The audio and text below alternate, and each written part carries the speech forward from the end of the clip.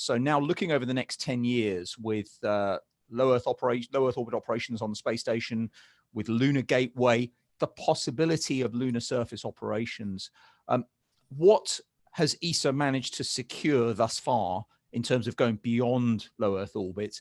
And just your thoughts on what our ambitions are for the next 10 years.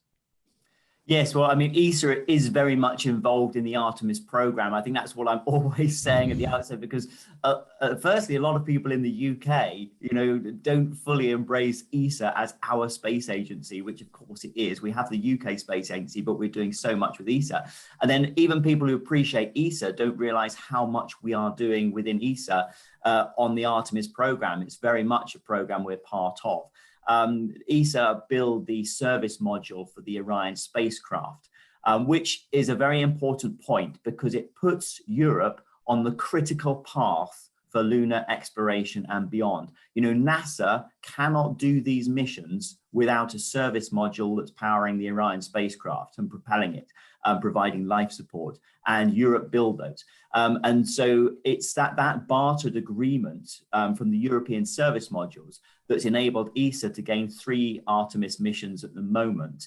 Now, there's no guarantee of that being a surface landing mission, because with every Artemis mission, we're looking at possibly 4 crew members on Orion, with 2 of those crew members going down to the surface, 2 of those crew members remaining on the gateway. So the Orion spacecraft will dock to a lunar gateway, which initially will be a very small orbiting space station with plans to expand in the future.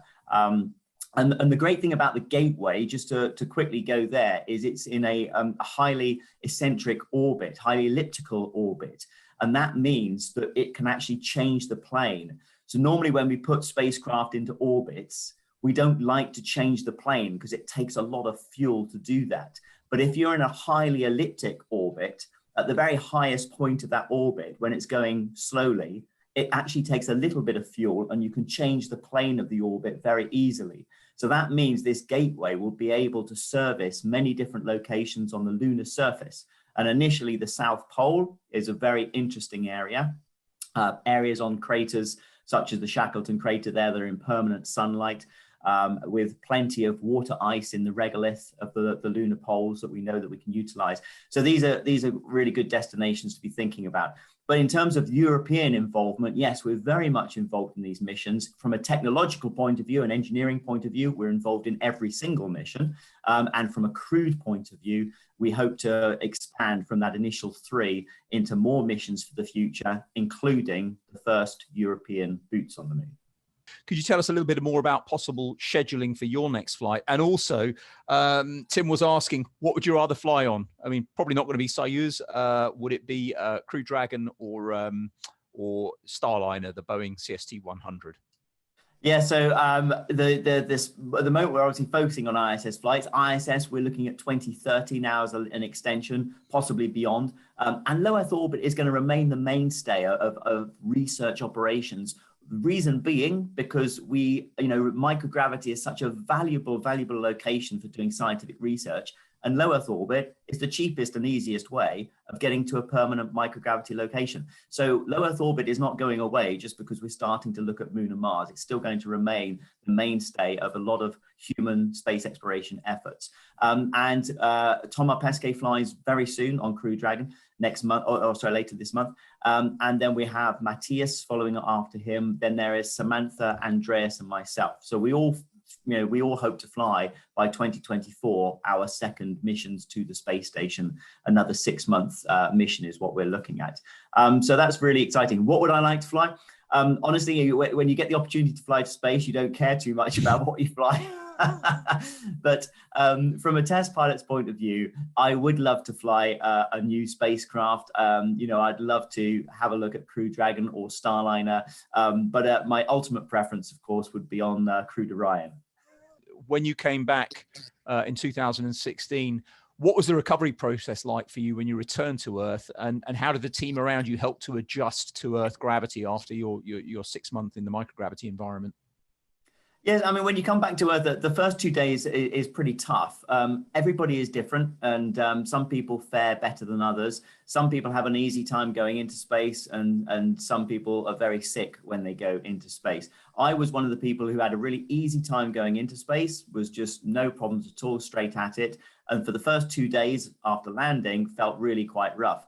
And I think there's a mixture of your vestibular system, your proprioceptive system, all having to kind of readjust to gravity. The actual physical act of walking isn't too difficult. Yes, you have to regain your balance to some degree, and that probably takes about 5 or 6 days before you feel completely confident with your balance again. But your muscles are in good condition. We've exercised so much. And once you're over those initial physical effects, then, you know, the psychological effects probably, you know, take a bit longer in terms of just getting used to the schedule, getting used to the way of life back on Earth. It's, you know, you're pretty exhausted when you come back from a mission, which you should be. You're up there to work exceptionally hard, and you've had, you know, 6 years of difficult training beforehand. So when you get back, it's it's probably akin to an Olympic athlete who's just completed, you know, in the Olympics, and you have that kind of wow moment where you just kind of think, wow, I just need to pause a second, pick myself back up, refocus, remotivate, and then get back on with it. But no, you know, after 6 months, the flight surgeon would probably give you a completely clean bill of health in terms of muscular atrophy, in terms of you know, your muscle regeneration, your core strength being back to speed, your skin, your immune system, your eyesight. All of those effects from microgravity tend to reverse themselves after about 6 months. And that's the long duration one. I was struck in your autobiography, and there's another question about this coming up, but I was struck that you've got the recovery over weeks, months, etc. But if I remember correctly, when you landed in Kazakhstan, you were then flown, I think, via Norway back to JSC or to the European Astronaut Centre, sorry. The first couple of hours of flying, not at orbital velocities, but back at sort of like a subsonic, low level, feeding the effects of gravity. What were those first sort of 3 hours like once you left Kazakhstan, just in that short period? It's very, very strange. Gravity is the overwhelming, you know, experience that your brain is trying to appreciate again. Everything just feels so heavy, and the fact that you have physical contact with everything you're sitting on or walking and holding, so that's the overriding kind of sensation, is getting used to gravity again. But yeah, it's very bizarre. You're sitting on an aircraft looking out, and even though you're up at 37,000 feet, it feels incredibly low, and you're going so slowly, and you can't quite believe why it's taking so long to get just quarter of the way around the planet. Yeah, it's quite surreal and quite strange to be in that environment. Which of those varied experiences you've had in your aviation, your army, and your space career, which did you find the most challenging, and why? Oh, that's a good question. I think, I mean, all these experiences challenge you. And I've been you know, I think experience should challenge you. We really need to challenge ourselves. Sometimes, you know, I think, oh God, I'm getting a bit soft. You know, I need something now. What's the next thing? I need to push myself now. Because if we're not pushing ourselves out of the box, then we're not learning. We're not gaining resilience, and we're not finding out about ourselves. So I think all of these experiences have been challenging in some way. As some have been things that I have enjoyed more than others, like the caving was just, I love caving. It's a great passion of mine. And same with Nemo, diving as well, being underwater was a wonderful experience. I think, you know, it's actually some of the most challenging things I've done, things like the test pilot's course was a really, really tough year. And it's a year that required an awful lot of mental focus, of academic study. I had to raise my game in terms of mathematics, for example. You know, I had a D at A level in maths, and suddenly here I was on the test pilot's course, and that wasn't going to cut the mustard. I was doing night school, evening school to get myself up to first year degree level mathematics so that I could complete the course. So actually, I think that was probably one of the more challenging things I've done in my life. Thinking to the future, how do you think the role of an astronaut will change? What skills and knowledge will our students need in order to become effective astronauts in the future, given the evolution we've had from the Mercury Gemini days of predominantly test piloting to a much broader range of skills? Yes. Yeah, I think this diverse, broad range of skills is going to become more prevalent and become more important. When you look at a Mars mission, people are going to need to specialize in certain areas, because we kind of joke about having to be a bit of a jack of all trades as an astronaut, and hopefully you're a master of some. Now that is going to continue, and you're going to have people who are EVA experts, but perhaps not everybody on that crew is going to be doing spacewalk. Not everybody is going to be an expert at the propulsion system, navigation, attitude control systems, the scientific payloads you're carrying. Everyone will have to have a broad idea of all of those skills, but then you're going to have people who will specialize in each subject area. And the reason, of course, is autonomy. In low Earth orbit, we enjoy the luxury of never really being more than about 5 minutes out of communication with mission control centers when we swap over from satellites. The remainder of the time, ground control are monitoring and managing at the space station. When it comes to doing orbital adjustments, the crew will be asleep most of the time, and we'll wake up in the morning and the orbital adjustment's been done for us. On a mission to Mars, the crew is going to have 100% autonomy due to the communication time delay. So there is going to be a requirement for having a much greater diversity of skills, but also then to have experts in individual areas. As astronauts are huge role models for all young people. And bearing in mind the sort of social media profiles now that are, it's been explosive in terms of how it's gone. How important is this role model aspect and being in the public eye to you, and how comfortable are you in that role? I mean, it's necessary, but how do you feel about it? And how did you meet some of the challenges as well? Yeah, it's a really good question, because when I joined in 2008, it wasn't actually something that was really discussed. And I think even in our time frame, my career time frame with ESA, things have changed dramatically. And to put that into perspective, when we first joined, we were joking that only Samantha had a social media profile. She had just started her Twitter account. None of the rest of us even had any social media account whatsoever. So things have changed a lot over just the 10 years that we have been active astronauts. And it will continue to do so. I think everybody needs to get comfortable in their role as an ambassador and what it is that they want to try and achieve. For me, working with you, I know on projects like Astro Academy have just been so valuable, and on the educational outreach elements of the mission that we've been doing. That gave me my focus, because my focus as an ambassador was to be able to try and use Mission Principia to inspire a younger generation, but also to promote STEM subjects, to help fill the skills gap that we have in the UK. And broadly speaking, I remember going into David Willetts' office before the mission, and he was the minister at the time for space. And, he said, "What would you like to achieve with this mission? What is it?" And I said, well, it really is three main pillars to Principia that I would like to achieve. One is the scientific community, one is industry, and one is education. And in terms of science, we've got this fantastic community in the UK that's really, we need to build up in terms of space science and what we're doing. We've got a space industry that we need to support, and we've got an entire education system that can tap into it as well. So they were my kind of three main pillars for the mission. So I think everybody kind of, when you're in this role as an ambassador for space, you're going to be in the public eye, and you do need to get comfortable with it, and you do need to understand that's an important part of the job. We're essentially working on behalf of the taxpayers, and therefore we need to be accountable, and we need to be out there promoting what we're doing and why we're doing it. Why do you think it's so important that ESA and the international community continue to pursue new goals in human space exploration? And what are the challenges in terms of international collaboration, looking at current sort of geopolitical tensions and opportunities?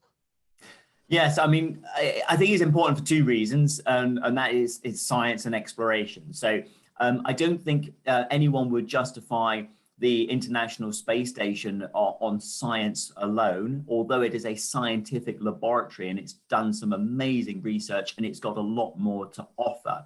It is also about exploration. It's about those two things. It's about pushing the boundaries. But the things that we're learning, by pushing the boundaries, we're pushing companies to their limits in terms of what space demands, in terms of sustainable technologies, in terms of trying to get a closed life cycle system, pushing solar panel efficiencies well beyond 30%, so that those technologies then can be utilized down here on Earth, and we can start having more efficient systems to reduce the burden on the planet. So it's this combination of Earth and space. It's a combination of looking out to space, but for the benefit of people down here on Earth in terms of the science that we're doing. And then there's the innate human curiosity to see what's out there, to go beyond. And in terms of what we can do as humans, bringing our ingenuity, bringing our innovative thinking process, even the greatest advocates of robotic exploration will admit to you that one human on the surface of Mars will do what, in one day, what all of the rovers currently have done in the history of exploration of Mars. So, we bring with our ideas, our innovative approach to things, and our decision making and our thinking skills. So I do think that human exploration certainly has a place. And of course, it's about looking further, looking forward. You mentioned earlier about 100 years where we could be. Well, in terms of uploading intelligence, I think we're looking way beyond that, probably out to 500 years. But what we are looking at is starting to have permanent research bases on the surface of the moon, on the surface of Mars. And this is, a stepping stone to actually having, human population that actually potentially live off planet Earth for their entire lives in the future. That may be the case, and we become a multi-planetary species, as we've all heard Elon Musk talk about this vision. But essentially, that is where the human race could be going to throughout the solar system, which is a very interesting concept. So it's absolutely essential, I think, that Europe is very much a part of this, because, space exploration is going to be where the cutting edge always is. And if we're not part of it, then we're going to be missing out on the potential benefits that it has to offer. So I think it's very important that we're part of it. So we've concentrated on... Second part of that question, you mentioned about international collaboration, the challenge. Yeah, that's really interesting as well. Because the biggest challenge, of course, low Earth orbit in the ISS was hard enough to get those nations to agree. And it's been such a successful program. And perhaps one of the greatest successes of the ISS is actually the international collaboration that's, lasted throughout all of these periods of instability at a political level. The problem is, as you go, low Earth orbit is something that all nations can agree on. That's a good step to go to. When you start looking at Moon, Mars, you'll start having a diversification of opinion.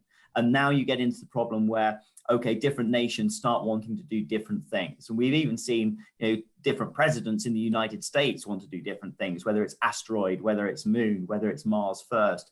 And so as nations start getting pulled in different directions, the challenge is going to be able to have that cohesive approach and everybody working towards a common goal and everybody agreeing on a common goal. And I think that's going to be the most difficult thing to do in the coming few years, is to make sure that we all keep marching towards that common direction and have and respect an international standard for space exploration in terms of, United Nations 1967 treaty, and making sure that we all respect space as an environment that has to be maintained for all nations to use. This was asking, what advice would you give for students in terms of subjects if they want to get into the space sector? That's another great question. I think what's really going to resonate, and often it comes back to the basics, watching a rocket launch. When we get to see these rockets launching from the UK, I think people will really think, wow, hang on a second, we are a spacefaring nation now. We are sending rockets up into orbit. And that's coming very soon. We've got a number of companies that still have 2022 very much as a very realistic ambition for orbital launch. Companies such as Orbex, Skyrora are really working very hard towards that. Virgin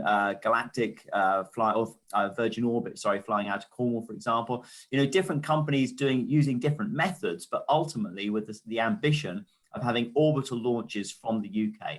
So I think that is going to be something that really makes people sit up and realize that actually the UK which we've never really considered in my generation. We've never really considered ourselves at the cutting edge of space exploration. You know, since the days of Black Arrow and that falling by the wayside, we've very much, you know, played second division. And now I think we will see ourselves as actually back in the first division if we are the, you know, Europe's first orbital launch location for small satellites. And in terms of that sends a huge message as well in terms of the industry, in terms of you know, galvanizing the UK industry towards this as something that will create jobs for the economy and give that emphasis for people at school to think, hang on a second, there are some great careers to be had, and we're doing it right here in the UK. And in terms of the subjects to study, it is one of those areas that you know, we're trying to address at the moment. And I know Anu, you're working very hard on this as well, in terms of we've got the traditional subjects at school, and then how does that relate to what the space industry actually require? And is there a gap there between, you know, when we do our traditional, you know, you maybe come out with maths, physics and chemistry and go on to do a degree in science, but is that actually what the space industry really need? And are we leaving it up to industry to do too much of the additional training?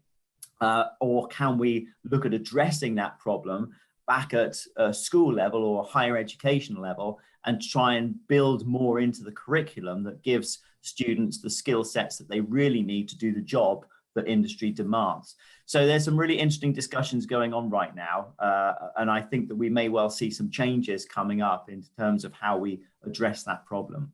Are there any windows on the ISS facing away from Earth, and were there any binoculars on board for stargazing? And secondly, have you kept up amateur astronomy on Earth? And if so, you know, what kit do you use?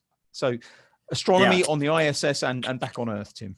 So astronomy on the ISS, yes, there are a couple of windows, but they're only in every hatch on the space station. You have a small window, probably about 15 centimeters diameter.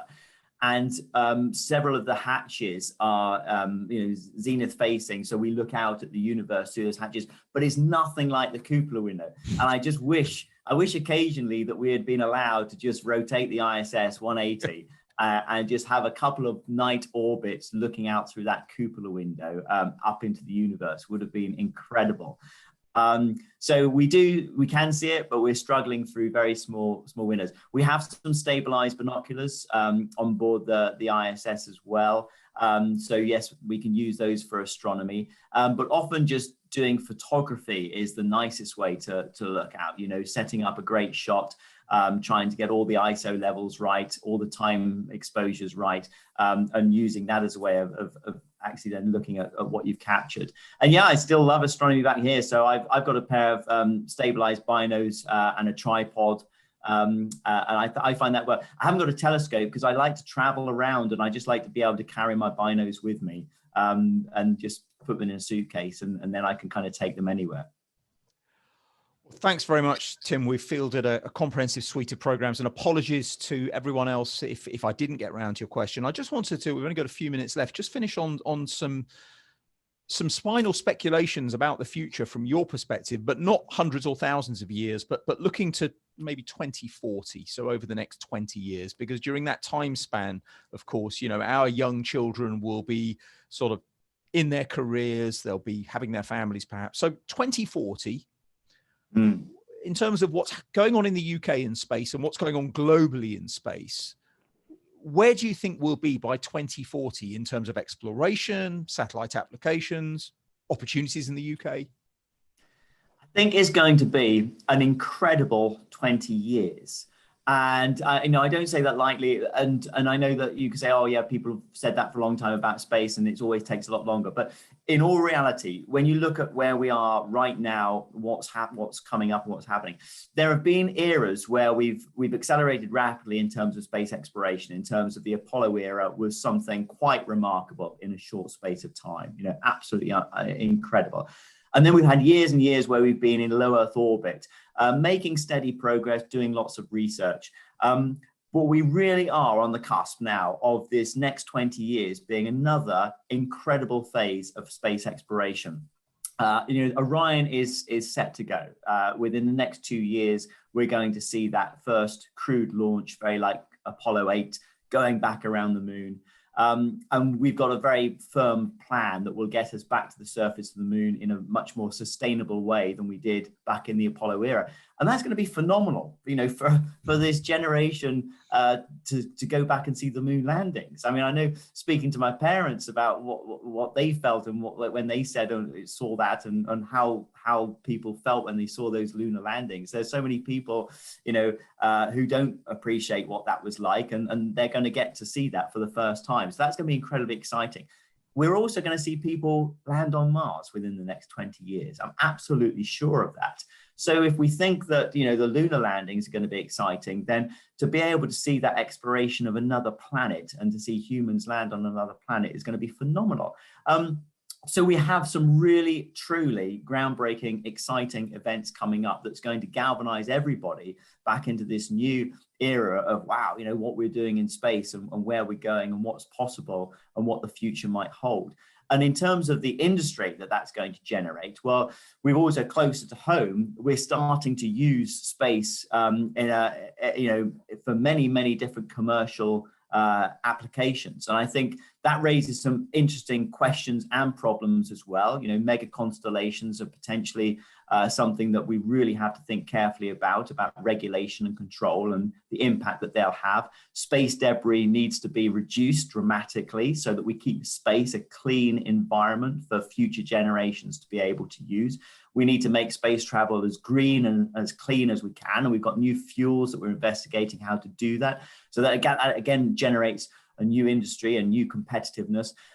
So I think, it's going to be a fascinating environment. The UK is very, very set on making space one of the big pillars of building back the economy in this post-Brexit, post-COVID environment. And that's fantastic to see, hoping to capture 10% of the global market by 2030. So, you can see that there's an awful lot of ambition in the UK to put space at the very top of the agenda. And I think that's going to be really exciting for students, for teachers, and for this, everybody to see that the UK really is pushing forward, because it helps, spaces where the entrepreneurs and innovation is absolutely the cutting edge. And I think that's the kind of philosophy that you want to engender in any nation. And I think that's exciting. It gives people opportunity, and it creates a lot of excitement about the potential for what's out there. So I'm really looking forward to it. I think by 2040, we're going to have a very vibrant, growing space sector. And I think it's going to be fantastic for the UK. And that's answered my last question, Tim, because I wondered what final messages you could share with our team who are training up that potential next generation. If we're going to have all our ambitions translated into reality, we need to have that sort of skills workforce development, which is what the National Space Academy is all about. But just beyond there, I just wondered if there were any final thoughts you wanted to share with our team around the country. Oh, I would just like to say a huge thank you. That's my final message, because none of this is possible without dedication, without motivated people who are prepared to give their time and their effort into seeing this succeed. And I think that's it's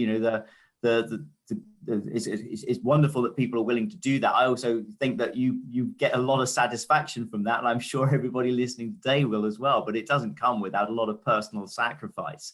And so, an enormous thank you for everything that you do in making this all possible. I think that we've got to work together. We've got to, have this vision, and we've got to help to inspire our younger generations to achieve their full potential. And that's the best that we can do.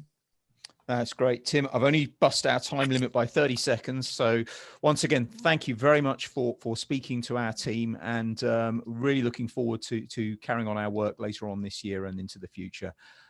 Tim, thanks very much. Thank you very much. Thanks, Anu, and thanks to everyone listening.